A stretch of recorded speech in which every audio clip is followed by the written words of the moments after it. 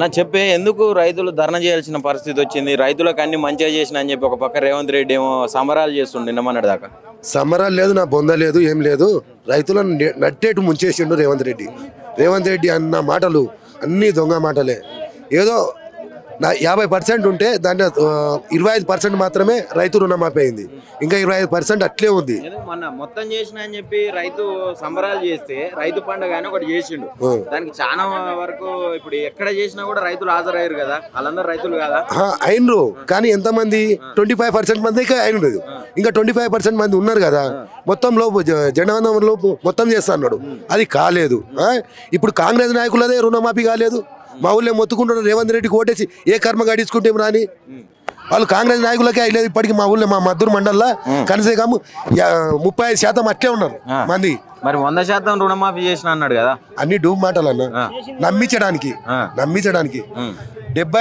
100%లా ఖాళీ 50% మాత్రమే రుణమాఫీ అయింది. ఇంకా 50% అట్లే ఉంది.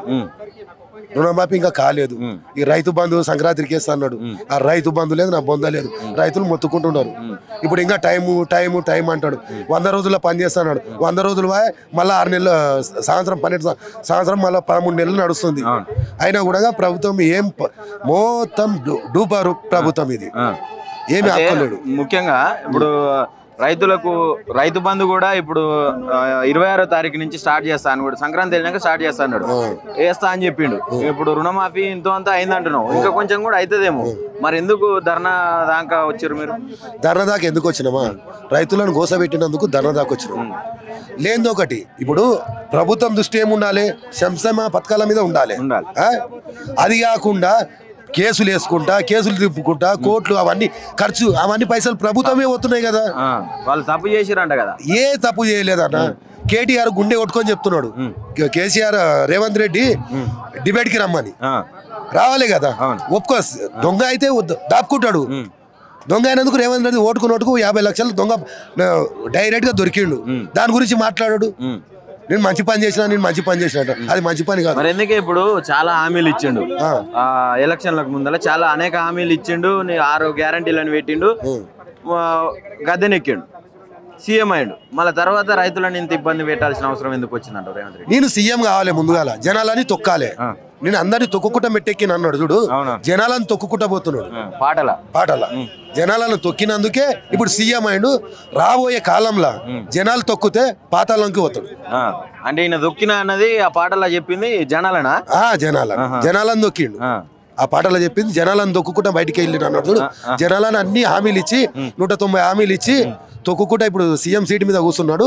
ఈ సీఎం సీట్ ఇప్పుడు ఎట్లా లాక్కోలే జనాలకు అర్థమైపోయింది. కుర్చీ 4 కాళ్ళు ఉంటాయి కదా, రైతులు మనిషికి 1 కాళ్ళు తీసేస్తారు. అప్పుడు రేవంత్ రెడ్డి కూర్చోడానికి తావు లేకుంటది, అయోమయంలో పడతాడు. మరి ఎట్లా ఇప్పుడు పరిస్థితి ఏంది అంటే ఖచ్చితంగా రేవంత్ రెడ్డిని గద్దె దింపే ప్రయత్నం చేస్తారా? ఖచ్చితంగా 100%. కాంగ్రెస్ నాయకులే కుద్దు వాళ్ళకే ఉంది. వీడు ఎప్పుడు పోతాడు దళితులకి? కాంగ్రెస్ నాయకులకే ఉంది. ఈ దళితుడు బుడ్డోడు వచ్చి మాకు సీఎం నెత్తి మీద కూర్చొని వాడు 10 కొట్టుకొని మేము పరిశాన్ ఉన్నారు. వాళ్ళైతే సీనియర్లు వదిలేసి వీడు బుడన్కాన్లకు వచ్చి ఒకటి పాట ఉంది కొడంగల్, మన ఎవరు సాయి చందన వాడిండు, తీటా మాటల రేవంత్ అనేది.